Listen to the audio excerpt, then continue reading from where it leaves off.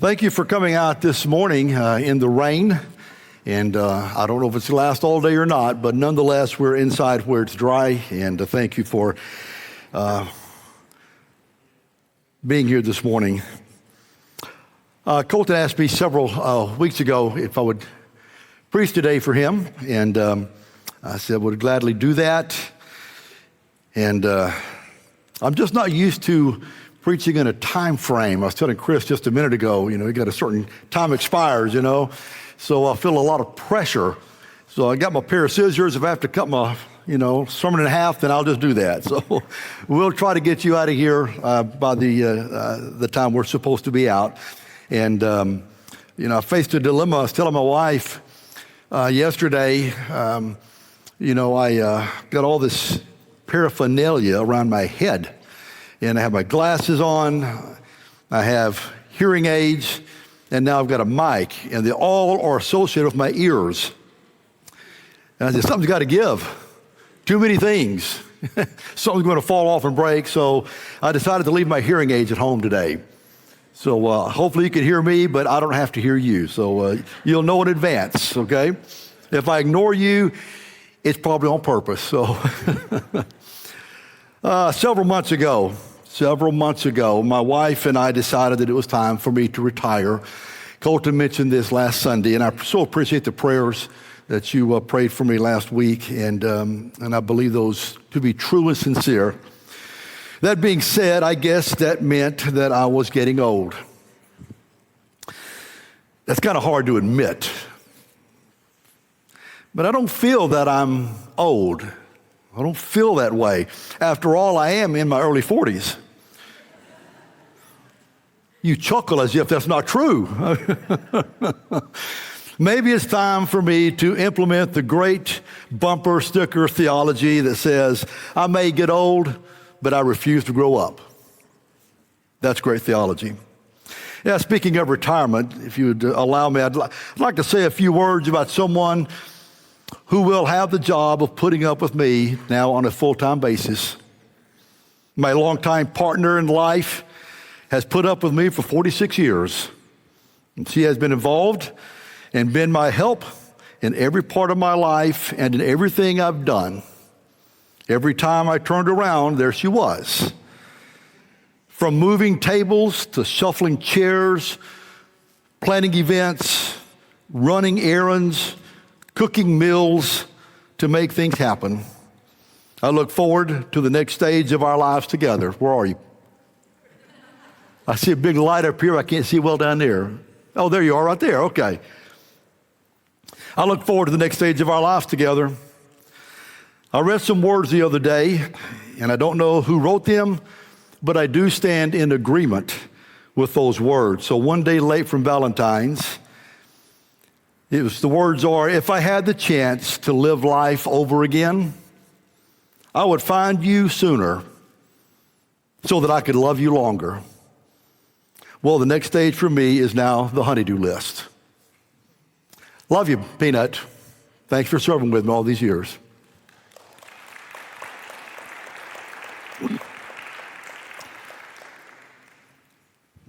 It was the idea of retiring that brought this passage to mind.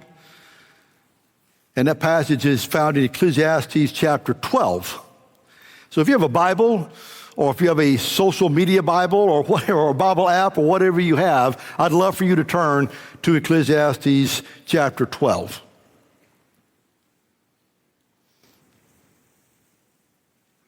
I don't know if you've read, it's somewhat of an obscure book in the sense that it's not read very much. It's right after the book of Proverbs, if you're looking for it.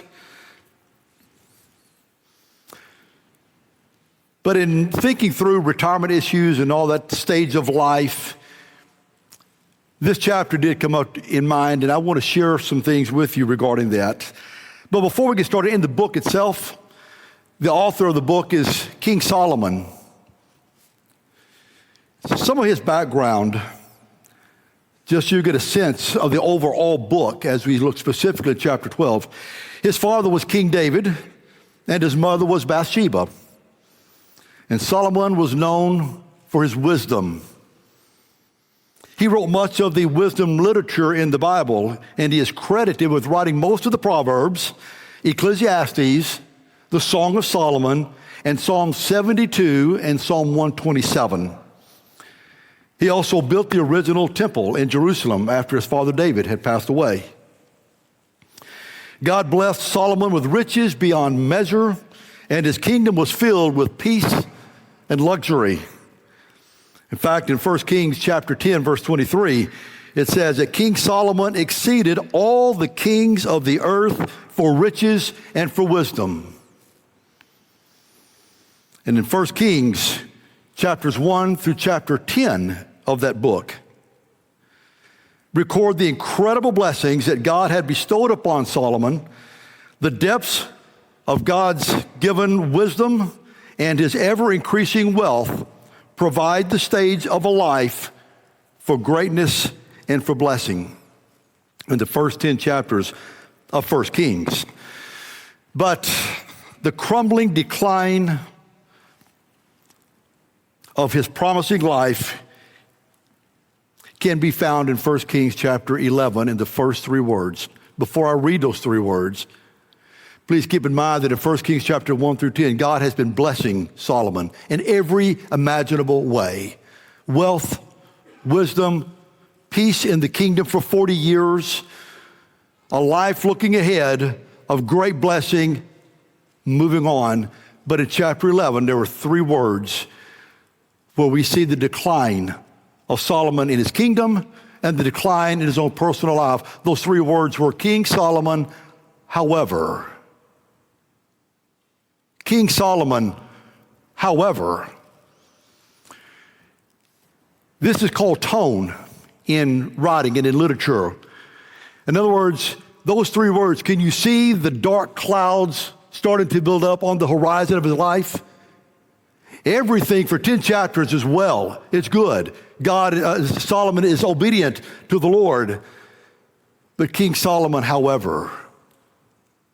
And from that point on, there was great decline in the kingdom and in his life. Solomon writes Ecclesiastes shortly after that. But he is now in the twilight of his life when he pens the words of the book of Ecclesiastes. A little bit of background with Solomon.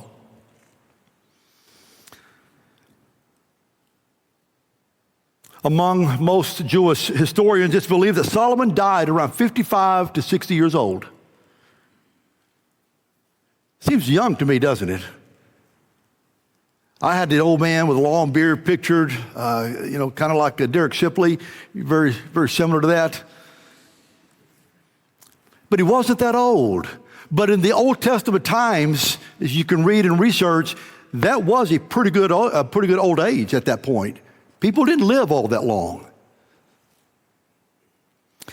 And even though he would not be considered an old man by today's standards, he has observed life enough to see the hopelessness that it brings.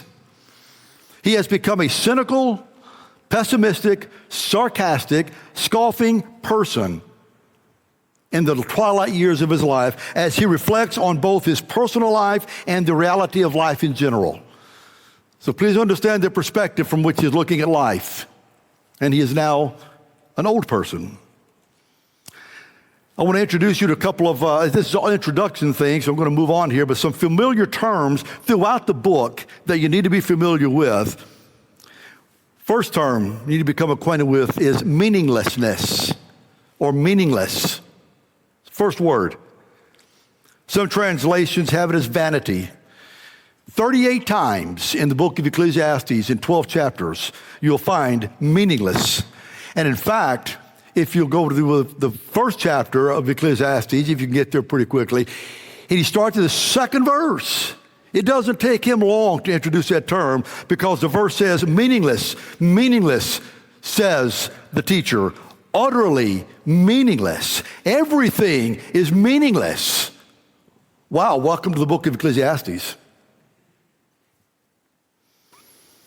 The word emphasizes the frustration and temporary nature of life under the sun when separated from God. That brings me up to the second phrase you need to be familiar with. It's under the sun, all throughout the book of Ecclesiastes. 29 times that phrase is used. Meaningless, 38 times. Under the sun, 29 times. It serves as a constant reminder that separates life without God's eternal perspective.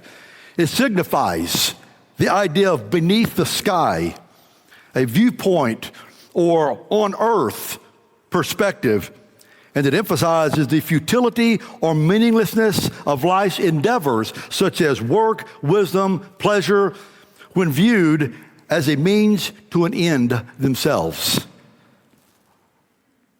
In other words, where are you living life? Under the sun?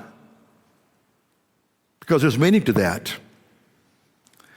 So let me kind of give you some verses here, particularly in Ecclesiastes 2. Verse 17 says, "So I hated life, because the work that is done under the sun was grievous to me. All of it's meaningless, a chasing after the wind." Verse 20 of Ecclesiastes 2 says, "So my heart began to despair over all the toilsome labor under the sun."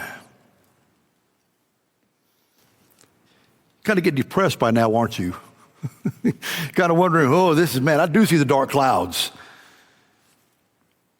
But this is the part of his life that he has lived, and he's now over here toward the end of his life, and he's seeing from his vision the perspective of how life really is. Life that's under the sun. Solomon continues to discuss the meaninglessness of life under the sun for the remainder of the book. But in chapter 12, which is our text this morning, he shares some advice from his personal diary, which really is the book of Ecclesiastes, somewhat, his personal diary, at the conclusion of his life to all who will listen, especially younger people. That's really his target audience. So listen, young people, this morning, not just teenagers, but 20-year-olds, 30-year-olds, listen, if you will, to the words of the wisest man that ever lived outside of Jesus Christ. Ecclesiastes 12 is written as an allegory. Miss Sherry, help me out now if I get this wrong, okay? I know you're in there somewhere. I'm going to check my English skills here. An allegory, which is a story, a poem, or picture that can be interpreted to reveal a hidden meaning, an extended narrative in which characters and events symbolize broader ideas. Did I get it right? Okay, thank you. Thank you. It's written as an allegory. So I want to take a moment to turn to Ecclesiastes 12, back to that passage now, right out of the book of Proverbs. I'd like to read that for you, and you follow along if you will. These are the words in the form of an allegory. Verse 1, "Remember your Creator in the days of your youth, before the days of trouble come and the years approach when you will say, I find no pleasure in them. Before the sun and the light and the moon and the stars grow dark and the clouds return after the rain." Somewhat appropriate today, it seems. "When the keepers of the house tremble and the strong men stoop, when the grinders cease because they are few, and those looking through the windows grow dim, when the doors to the street are closed and the sound of grinding fades, when people rise up at the sound of birds, but all their songs grow faint, when people are afraid of heights and dangers in the streets, when the almond tree blossoms and the grasshopper drags itself along and desire is no longer stirred, then people go to their eternal home and mourners go about the streets. Remember him before the silver cord is severed and the golden bowl is broken, before the pitcher is shattered at the spring and the wheel is broken at the well, and the dust returns to the ground it came from, and the spirit returns to God who gave it. Meaningless Meaningless, says the teacher. Everything is meaningless. Not only was the teacher wise, Solomon is speaking of himself there in the third person, but he also imparted knowledge to the people. He pondered and searched out and set in order many proverbs. The teacher searched to find just the right words, and what he wrote was upright and true. What he says about life is true. The words of the wise are like goads, their collected sayings like firmly embedded nails, given by one shepherd. Be warned, my son, of anything in addition to them. Of making many books there is no end, and much study wearies the body. High schoolers, that's just for you this morning. That was a joke. Now all has been heard, and here is the conclusion of the matter. Fear God and keep his commandments, for this is the whole duty of mankind. For God will bring every deed into judgment, including every hidden thing, whether it is good or evil. Let's pray. Father, we are grateful for your word. Please open up our hearts, our minds, as we receive wisdom, truth that you have given through Solomon to us. And may these words find their way into our heart and ingrain themselves. Change our perspective about life. Help us to understand. Help us to grasp these words that are true. And only you can do that. In Christ's name we pray. Amen. Verses 1 through 8, I want to break the passage down into two sections. In verses 1 through 8, the first is the course of life. Okay? Verses 1 through 8, Solomon records the course of life. So let me begin, if you will, kind of maybe strangely, but the human body begins the physiological decline associated with aging. You want to know what Ecclesiastes chapter 12 is about? You know what the allegory is referring to? Growing old. Growing old. It's what you can look forward to as he describes the process. Often considered the start of dying. Most of us think, well, when I get to my 70s, man, I'm right there on the porch. I'm knocking on the door. The door hadn't opened yet, but I'm right there. The truth of the matter is, you don't start dying until you're 70 or 60. I'm going to pop your bubble here. You know when you start dying? Between 20 and 30 years old. The human body, as early as 20 to 30 years old, when muscle mass, bone density, metabolic efficiency start to decrease. While active dying, the shutting down of the body itself, occurs in the final days or weeks, the aging process is a continuous long-term degradation. Okay? Hold on to that. If you are 20 years old, you've already started the process. You just don't feel it as much as someone who's in their 70s. Some key stages of aging and decline. Waking my watch up here. There we go. Okay. A staging and decline. Between age 20 and 30, this is what begins to happen. Muscle mass begins to decline, and physical peak is often reached during that time frame. You're at your best at that moment. Ages 30 through 40, those of you in here, your bones begin to weaken. Get this one. Your skin loses elasticity. It just doesn't pop back into place, does it?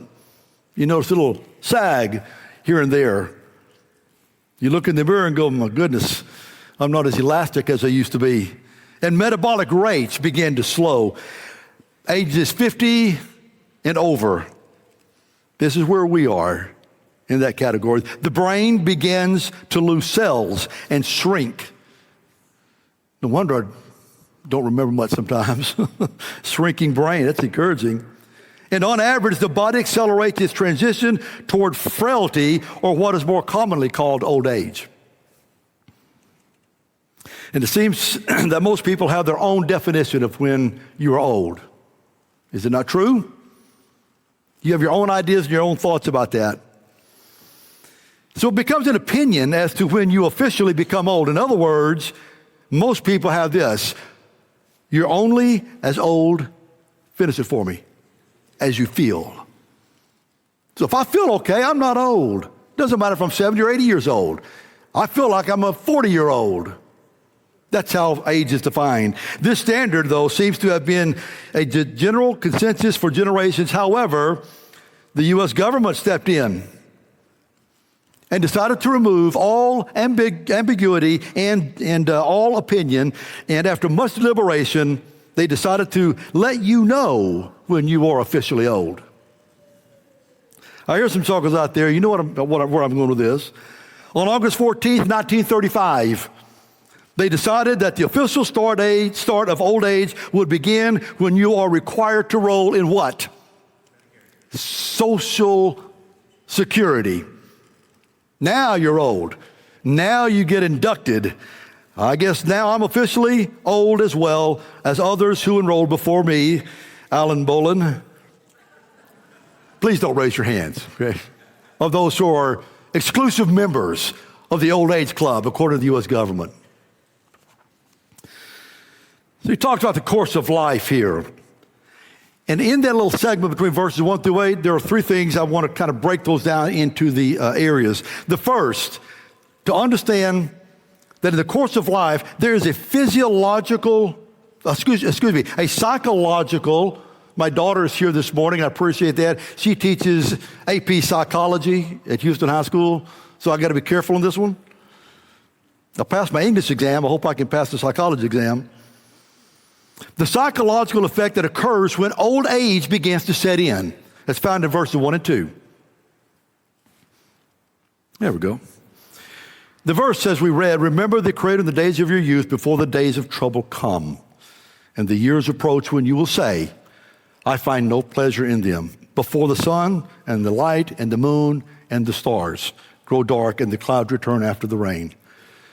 In that verse, you see the psychology of what it is to grow old. This deals in the area of the mind as a function of awareness, feeling, and motivation. It is the psychology of the mind he's talking about in verses 1 and verse 2. Remember, it's an important verb, your Creator in the days of your youth. And there's a reason why he says that time frame. The term remember is to be mindful. It is to recount. It is to consider. In other words, it's to be an intentional, active process that occurs in the mind. Remember. Remember. It is not passive or dependent on some thought that randomly enters your mind because you hear a certain song on the radio and you go back to your high school years in the gymnasium where they had the big dance or something. It's not that. It's not walking into a place and smelling a certain cooking aroma. They go, oh man, my grandfather that takes me back to his kitchen. And then you remember that. It's not that way. It's not with that thought in mind. Perhaps the idea, don't ever forget to remember your Creator in the days of your youth. We have to be intentional to remember God in the stage of our youth. And he places a time frame on when we are to remember, and that time frame is when you're younger. Because while you are old, okay, watch these verses real carefully with me. This is the psychology of it. While you are young, not old, before days of trouble, the years approach when there's no pleasure. The sun, the light, the moon, the stars grow dark. The clouds return after the rain. You see, this is the psychology of old age. It is the effect that old age has on your mind when you get old or when the days of trouble come. You find no pleasure in those days. They're dark days. Notice when it says the clouds return after the rain. What normally comes after the rainstorm? Sunshine, right? Clouds move out, sun comes out, and our spirits soar because the rain's gone. But not if you're old. What comes after the rain? The clouds. Again, it is that type of idea that when we are living in our old age, if we're not careful, clouds return after the rain. In other words, there's no sunshine. There's nothing to look forward to. If you've ever been in a nursing home, you'll see that. The years approach that bring no pleasure. You don't look forward to tomorrow. Those are days of trouble. He's talking about old age and the perspective of how our mind sees old age. Dreadful, dark, nothing new. Get up and do the same thing every day again. And it drives you crazy. A couple of passages in the book of Ecclesiastes, and I'll read them quickly to kind of reinforce this thought. In chapter 1, verse 8, all things are wearisome, more than one can say. Chapter 2, verse 11, yet when I surveyed all that my hands had done and what I had toiled to achieve, everything was meaningless, a chasing after the wind. Nothing was gained under the sun. In verse 17 of chapter 2, so I hated life because the work that is done under the sun was grievous to me. Chapter 3, verse 16, and I saw something else under the sun. In the place of judgment, wickedness was there. In the place of justice, wickedness was there. And then in verse 19 of chapter 3, surely the fate of human beings is like that of the animals. The same fate awaits them both. As one dies, so dies the other. We're compared to animals. We're no better than they are because both die the same way. You get run over by a car, you're going to die. If the dog gets run over by the car, it's going to die. These are depressing thoughts, but they begin to occur when you get old. And the whole book of Ecclesiastes reinforces that idea. That's the psychological effect of old folks. They live life under the sun. This is how they see life. Days of trouble. The second stage of that, there is the physiological effect that occurs when old age begins to set in verses 3 through 5. Whereas the psychological relates to the mind, the physiological relates to the body's physical processes. Let's examine exactly what happens to the physiological parts of the body when old age comes knocking at your door. All these references that we're going to find here in verses 3 through 5 are a reference to what happens to your body when you get older. So if you have your passage there, it says, when the keepers of the house tremble, that's the allegory. What are the keepers of the house as it relates to your body? It says the keepers of the house tremble. It's the idea that your hands begin to shake. Your hands begin to shake. You ever walked up to an old person, which I can now include myself in that, evidently, according to U.S. government. You ever seen, you go to shake their hand and you see this? You ever notice that? Their hands tremble. My wife, so far, will ask me to open a jar. I'll man up. I'll grab that thing. I'm tucking it. I can get that jar off. That lid off that jar. May take me a minute. I can get it off. But when you get older, you can't quite do that. You got to grab the pliers or something, and help get the lid off that jar. Keepers of the house. Your hands do everything for your body. It's why it's the keepers. The house is the idea of the body itself. And your hands do everything for you. Try brushing your teeth without your hands. Try eating without your hands. They do everything. They take care of the body, but they begin to shake. At some point, they're not as strong as they used to be. Arthritis begins to set in.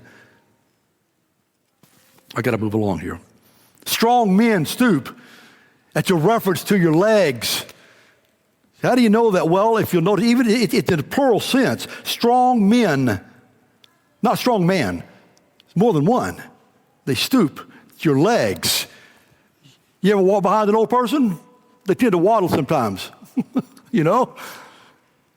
Because your legs are what they used to be. The legs hold up the entire body. It is the most powerful part of your body, or your legs. They get you everywhere you need to go. But when you get older, it becomes a struggle to get up off your recliner because your knees start creaking a little bit. You know, those weird noises that old age makes. Strong men stoop. The legs begin to go out. The grinders cease because they are few. I bet you can guess that one. You lose your teeth. Oh, well, I can just go to the dentist. No. This was Solomon's day, okay? It's not quite that easy to say that. In Solomon's day, the grinders cease because they are few. It's a loss of teeth begins to occur. Those looking through the windows grow dim. It is diminishing eyesight. That's why I chose to wear my glasses this morning and give up on my hearing aids, okay? The eyesight begins to diminish. Doors to the street are closed and the sound of grinding fades. This is the idea of the loss of hearing. Because people like me and maybe some others, their hearing goes bad. You don't understand quite as clearly as you once did when people say something. My wife says, I'm going to go to bed. And I jump up off the couch. What? You hit your head? I don't hear well. People rise up at the sound of birds. It's the idea that our sleeping pattern changes. Old people don't sleep through the night very well. Can I get an amen? You know? We wake up at every little thing, whether it's some thought in the mind, whether it's some sound, but yet we don't have hearing very well, but we can hear those little sounds, like the chain clicking off the ceiling fan, you know? Wakes you right up. We can't sleep very well. That's why a lot of old folks take a nap at 1 o'clock in the afternoon, because you didn't sleep well during the day. All their songs grow faint. The idea that the voice quality begins to decline. There's a raspiness, there's a to the voice that occurs when you get old. Old folks become afraid of heights and dangers in the streets.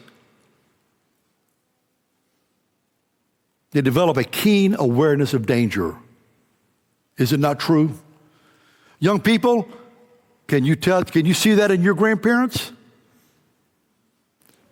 Grandpa, I'm just going to go out to down the road with a friend. Well, hold on a minute. Who is this guy? Do I know him?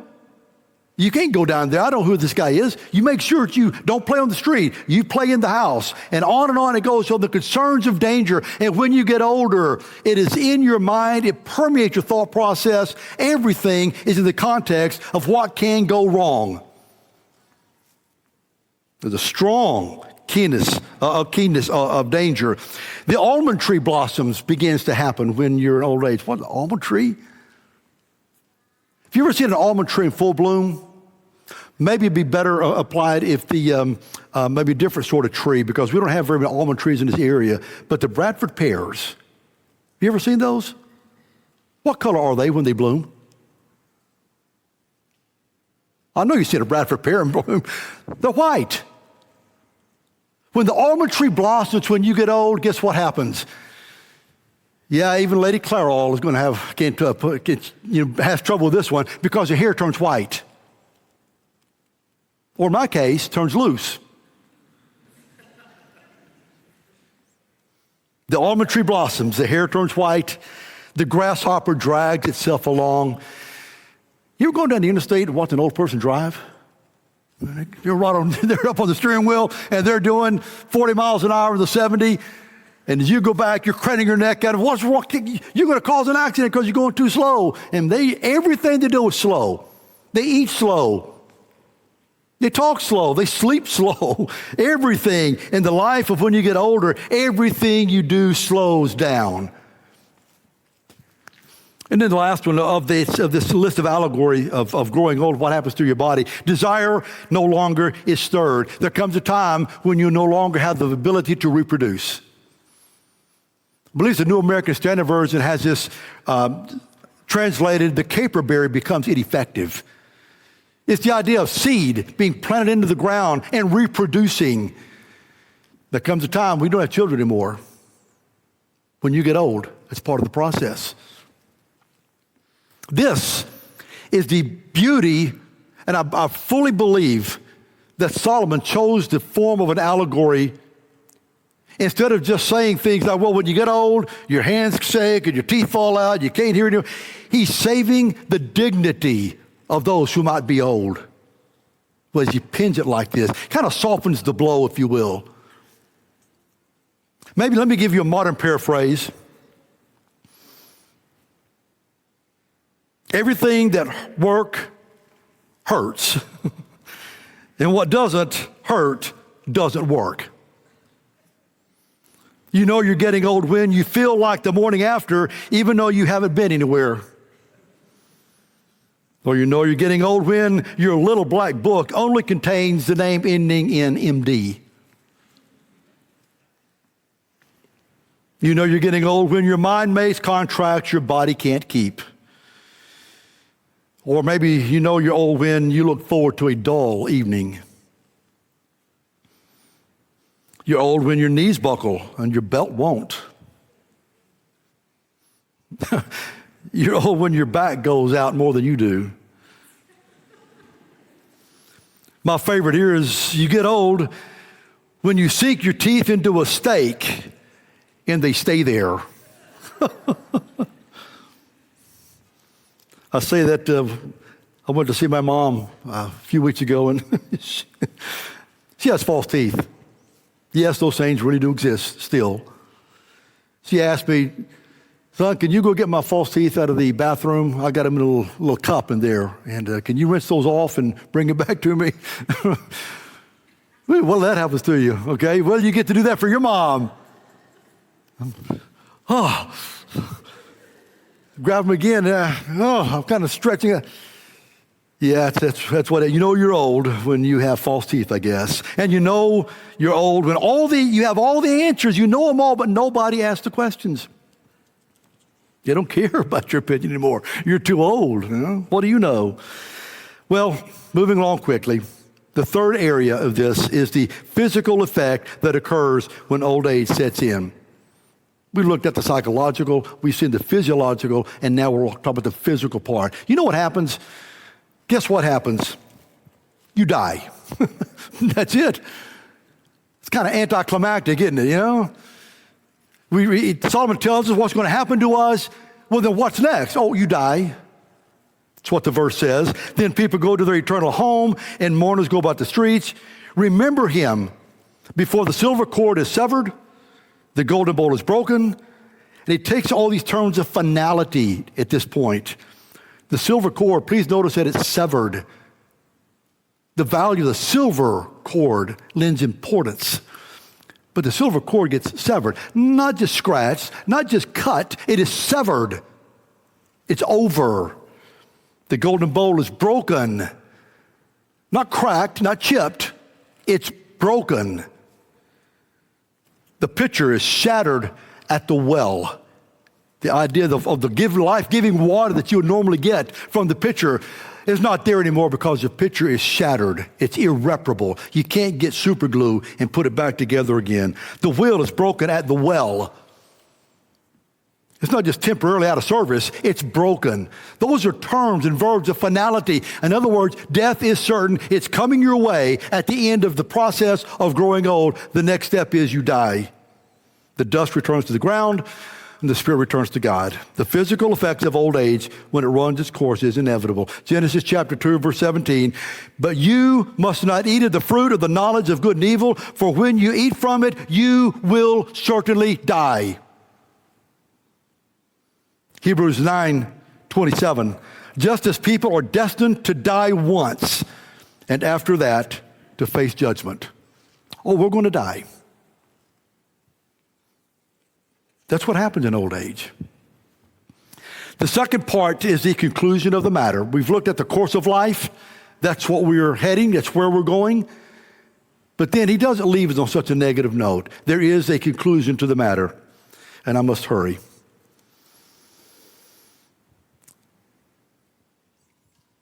Without reading the passage there in verses 9 through 14, it's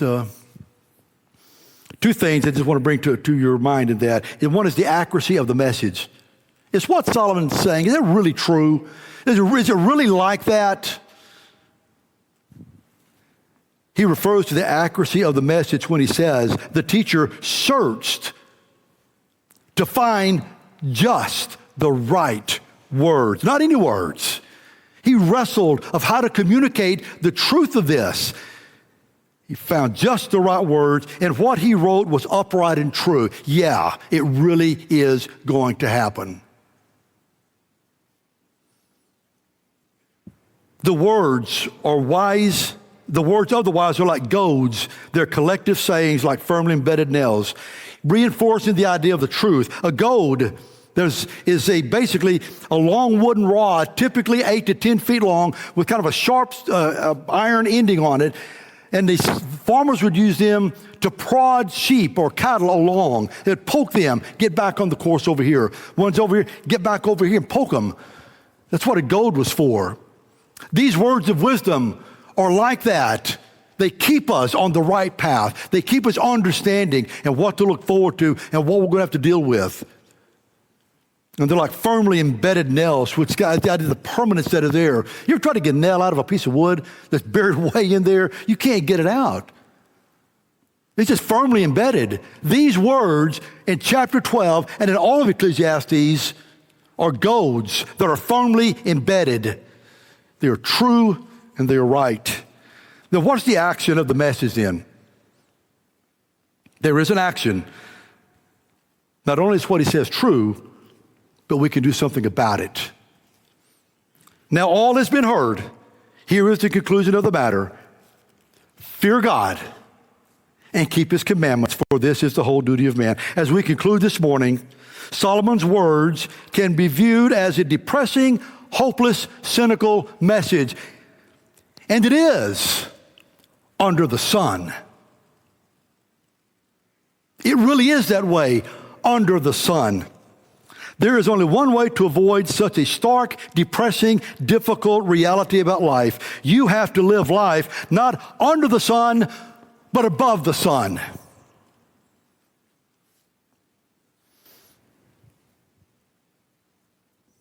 You must see and live life from God's perspective. To view and live life from any other perspective will only lead to meaningless chasing after the wind. It will distort your view of purpose while you are here if you live life under the sun. Verse 13 tells us how to live above the sun. Fear God, keep his commandments, for this is the whole duty of man. I close with a short poem by Shel Silverstein called The Folks Inside. Inside you, boy, there's an old man sleeping, dream waiting for his chance. Inside you, girl, there's an old lady dozing, wanting to show you a slower dance. So keep on playing, keep on running, keep on jumping till the day that those old folks down inside you wake up and come out and play.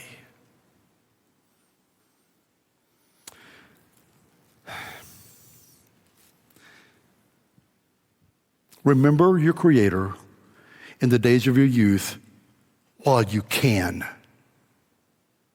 That's what Solomon's trying to get across to us.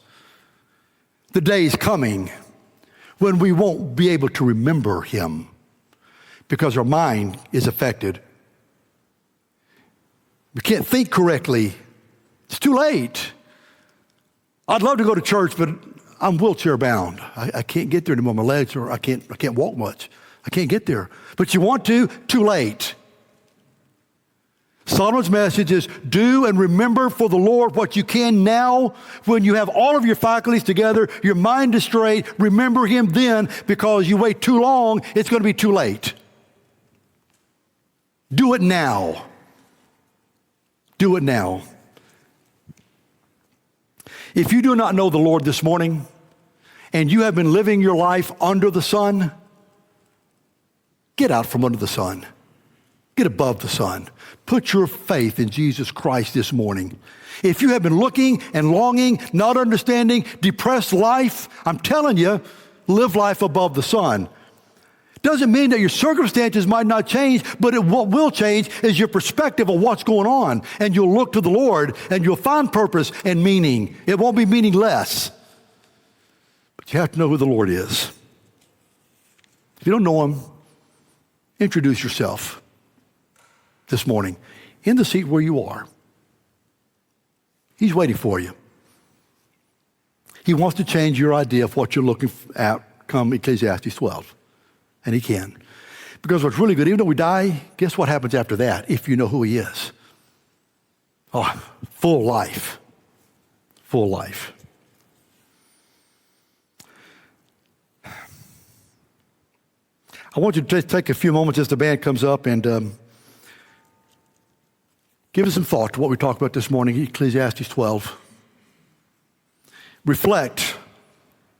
Are you under the sun or are you above the sun this morning? I would encourage you to move yourself out from under the sun.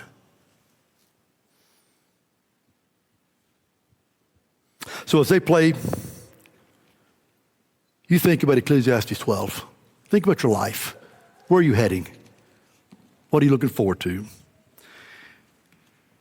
And those who can help us in prayer time, if you need prayer, we've got some folks that will be there to help pray for you, the challenges that you're facing. You reflect.